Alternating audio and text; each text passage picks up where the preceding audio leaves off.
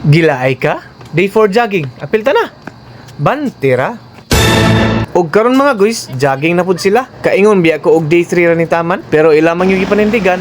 Aw, bantira. Og kani sila, paingon sila sa among amiga nga dugayan kay mag-ilis. Muna sikreto basta dugayan mag-ilis at tuon sa lang balay. Reklamo oy.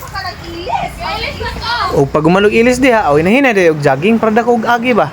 Tabok na po sa pikas karasada. Dili na kansi kay naka 1 km na. Kung naay maguna, syempre na po na maulahi diha. 5 km not bad kaysa sa wala. Ana man na dayon human og jogging, aw stretching na ta diha. Ayos man kay nakakauban man tag amigo nga fireman. Og pag abot na to sa balay sa tong amigo, apoy tao diri nga gapalahi.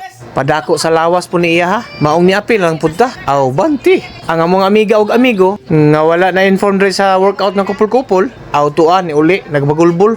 Ayaw di ma.